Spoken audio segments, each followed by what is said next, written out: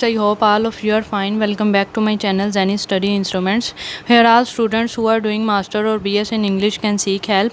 Our today's course is Grammar English 2 and I'm gonna tell you about the topic SQ3R method.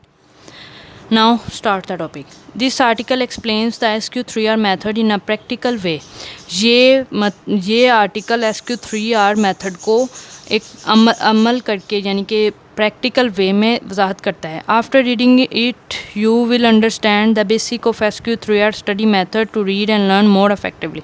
इसे पढ़ने के बाद आप SQ3R method यानी SQ3R स्टडी मेथड को एक अच्छे तरीके के साथ समझ सकते हैं और इसके ज़रिए आप पढ़ सकते हैं, याद कर सकते हैं इफ़ेक्टिवली, असरअंदाज तरीके के साथ. It's a great reading method और ये एक ग्रेट अजीम अच्छा रीडिंग मेथड है.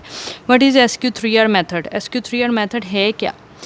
The SQ3R method, SQ3R study method और SQ3R method reading method, SQ3R method, SQ3R study method, SQ3R reading method is the way to study. पढ़ने का एक रास्ता है. Understand and remember written form more quickly. समझने और याद रखने, लिखी हुई मालूमात को समझने और याद रखने तेज़ी के साथ. मोर क्विकली तेज़ी के साथ लिखी हुई मालूमात को समझने और याद रखने और पढ़ने का एक तरीका है. The reading method was first mention in 1946. ये पढ़ने का तरीका पहली दफ़ा 1946 में मेंशन हुआ in the book effective study bye education psychologist Francis Pir मिन्सन. France के एक माहर नफ्सियात एडुकेशन के यानी कि तालीम के एक माहर साइकोलॉजिस्ट की किताब इफेक्टिव स्टडी में पहली दफ़ा ये रीडिंग मेथड 1946 में मेंशन हुआ. That has been reprinted many times since then और उसके बाद ये काफ़ी मरतबा बहुत मरतबा दोबारा प्रिंट हुआ. The goal of the SQ3R reading method is to help students to efficiently and actively work on reading and understanding text. SQ3R पढ़ाई के तरीके का असल मकसद ये है कि स्टूडेंट एफिशिएंटली एंड एक्टिवली के साथ काम करें ऑन रीडिंग पर, पढ़ाई पर और टेक्स्ट को समझने पर. SQ3R method stands for the following 5 steps: survey, question, read, recite and review. This method is a step by step. ये तरीका मरहलावार है to plan to approach a text more effectively. असरअंदाज मतन तक पहुँचने के लिए you follow these 5 steps as survey, question, read, recite, read, recite and re-review. First of all, survey. Look over material critically. All यानी कि तमाम मवाद पर critically नज़र डालें. Notice all the headings and sub-headings. Heading और sub-headings को पर तवज्जो दें. Read the introduction, तारफ़ को पढ़ें and then summary conclusion at the end of the chapter. और तारफ़ को पढ़ें, तारफ़ और चैप्टर के एंड पे यानी कि चैप्टर के आखिर में जो समरी या कंक्लूजन होता है उसको पढ़ें. ट्राई टू एंटिसिपेट, कोशिश करें what the author is going to say, कि मुसन्नफ़ क्या कहना चाहता है. Set up the framework of the chapter in your mind, और अपने जहन में चैप्टर का एक फ्रेमवर्क सेट करें या बनाएं. Second, question. Turn each heading into a question. तमाम हेडिंग्स यानी कि सुर्खियों को सवालों में तब्दील करें.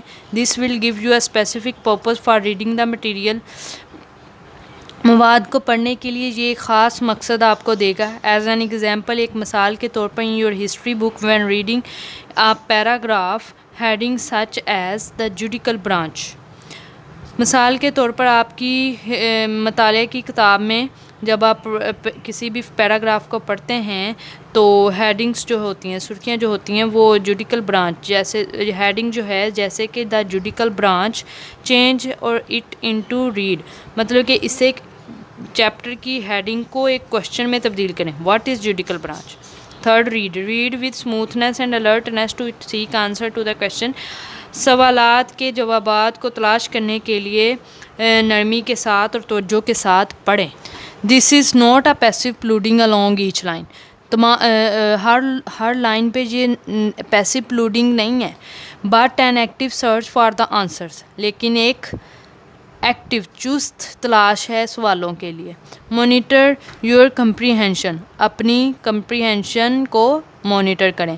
Which you don't understand something seek help, जिसकी आपको समझ नहीं आती उसके लिए हेल्प तलाश करें। Fourth, recite, look away from the material, मवाद पर एक नज़र डालें। And try to recite out loud और write in your own words, अपने अल्फाज में ऊंची आवाज़ में तिलावत करें और अपने अल्फाज में लिख के देखें। If you can do this you now and understand the material in your text book, अगर आप ऐसा करते हैं तो आपकी टेक्स्ट बुक में जो मवाद है उसे आप बहुत अच्छे तरीके से समझ सकेंगे। If you can not do this, अगर आप ऐसा नहीं करते you should read the section that are unclear, तो आपको वो हिस्सा बार बार पढ़ना पड़ेगा जो आपकी समझ से बाहर है, यानी कि समझ में आया ही नहीं।